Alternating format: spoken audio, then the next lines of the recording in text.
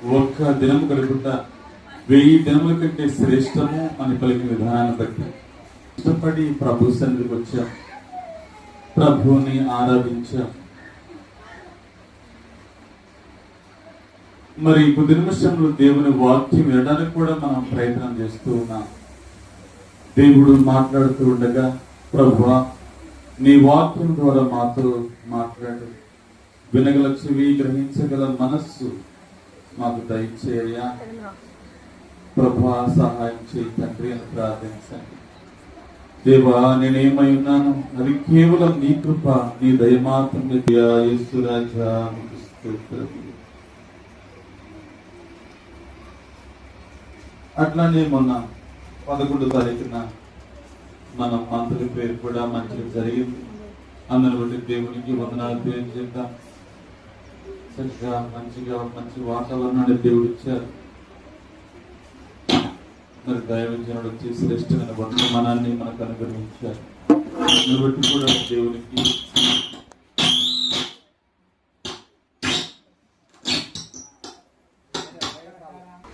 కృతజ్ఞతాస్తులు చెల్లిద్దాం, వందనములు తెలియజేద్దాం. అన్ని విషయములలో ప్రభు మనకు తోడుగా ఉండి నడిపించాలని ప్రార్థన చేద్దాం.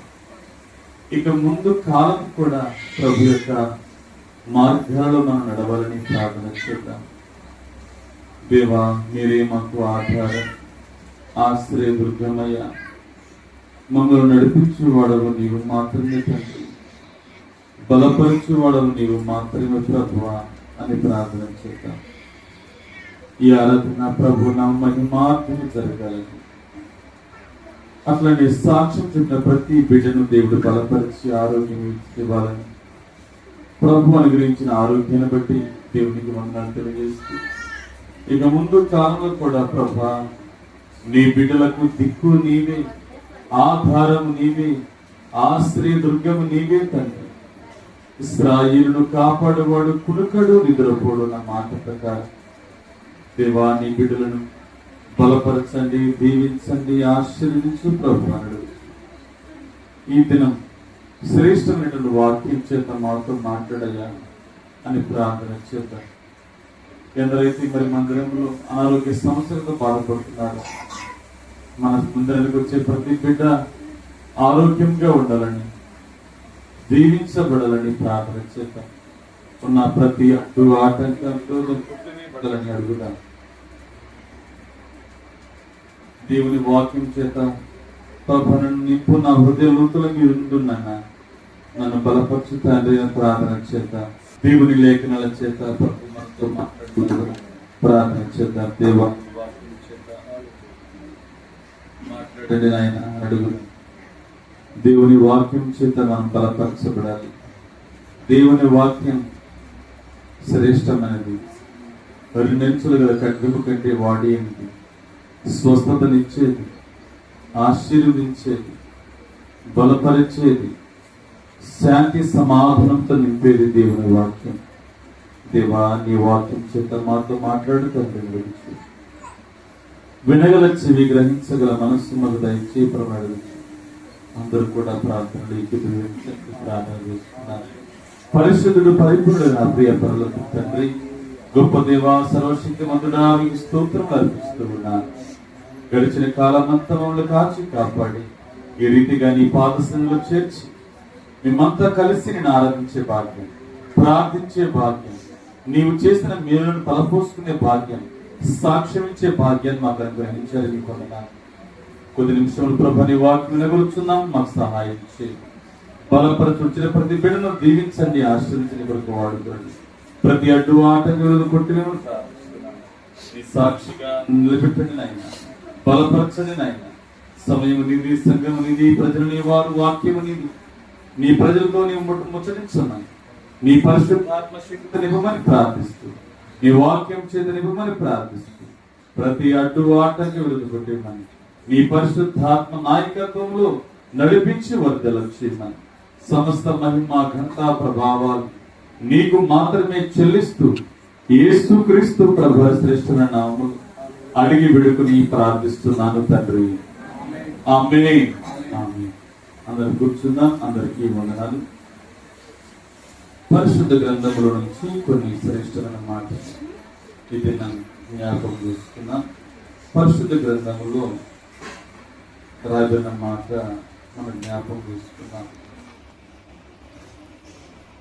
కీర్తన గ్రంథము 27వ అధ్యాయం 5వ వచనంలో రాయబడిన మాట ఏంటంటే నేను చెప్తున్నాను, జాగ్రత్తగా ఆలకించండమ్మా. కీర్తన గ్రంథము 27వ అధ్యాయం 5వ వచనంలో రాయబడిన మాట, ఆపత్కాలమున ఆయన తన పర్ణశాలలో నన్ను దాచును, తన గుడారపు మాటున నన్ను దాచును, ఆశ్రయ దుర్గం మీద ఆయన నన్ను ఎక్కించును. ఇంకొకసారి చదువుతున్నాను, జాగ్రత్తగా ఆలకించండి.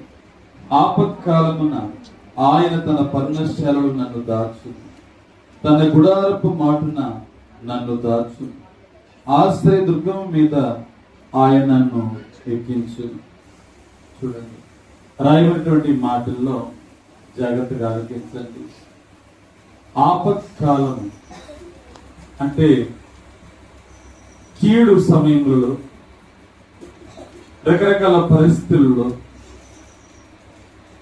ఆపత్కాలం అంటే ఆరోగ్య పరిస్థితులు కావచ్చు, ఇంటిలో రకరకాల పరిస్థితులు కావచ్చు, లేకపోతే మనుషులెల్లా తన మీద చెడ్డ మాటలల్లా పలికే సమయం కావచ్చు, లేకపోతే మనుషులు శపించే సందర్భం కావచ్చు. ఏ సందర్భమైనా సరే ఇక్కడ భక్తుడు అంటున్నాడు, ఆపత్కాలమున నేను బాధపడే సమయంలో అయ్యా నీవు నన్ను ఏం చేస్తావు తెలుసా, పర్ణశాలలో దాస్తావు. ఏమన్నాడమ్మా? నీ యొక్క పర్ణశాలలో దాస్తావు. అంతేకాదు, నీ గుడారపు మాటున నన్ను దాస్తావు. ఎక్కడ దాస్తాడంట ప్రభు? ఎవరన్నా మనల్ని ఇబ్బంది పెట్టేటప్పుడు, గాయపరిచేటప్పుడు, దోషణ మాటలు మాట్లాడేటప్పుడు, ఇబ్బంది పెట్టేటప్పుడు దేవుడే తన నివాసములో, తన గుడారములో దాస్తాడంట.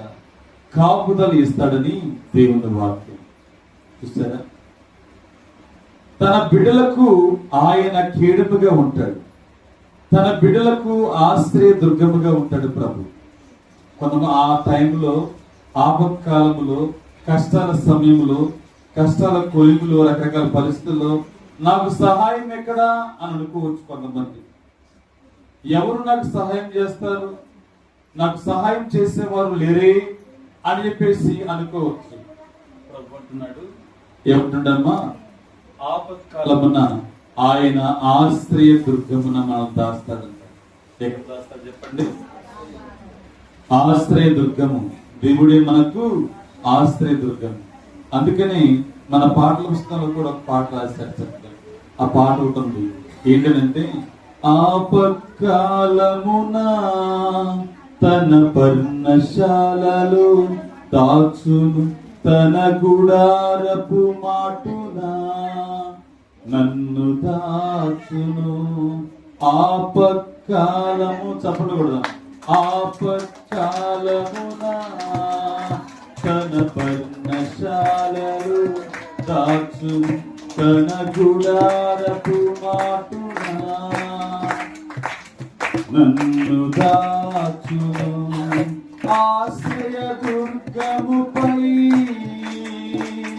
నన్ను ఎక్కించును, ఆశ్రయ దుర్గముపై నన్ను ఎక్కించును. యెహోవా నా ప్రాణదుర్గము, నేను ఎవరికి వెరతును, నా చేయి విడువ దేవుడుండగా నేను భయపడను. యెహోవా నా ప్రాణదుర్గము, నేను ఎవరికి వెరతును, నా చేయి విడువ దేవుడుండగా నేను భయపడను.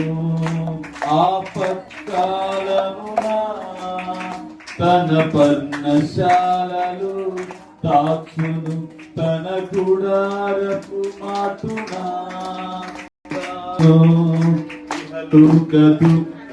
బాధలలో నీవు నాతో ఉన్నావు.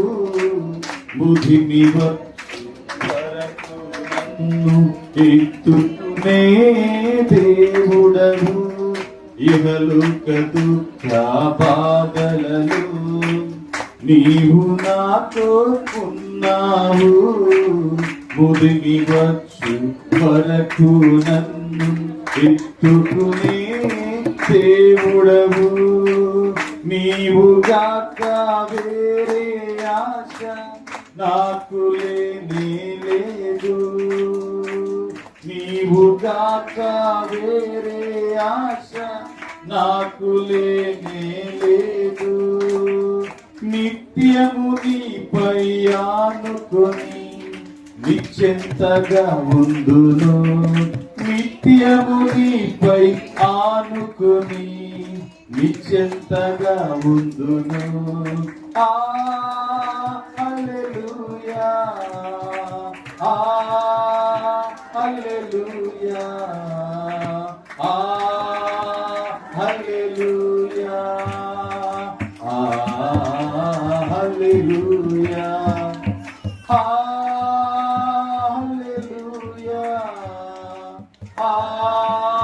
హల్లెలూయా, హల్లెలూయా, హల్లెలూయా.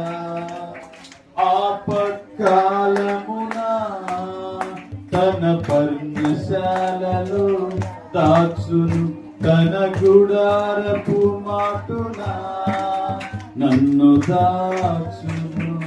హల్లెలూయా, హల్లెలూయా.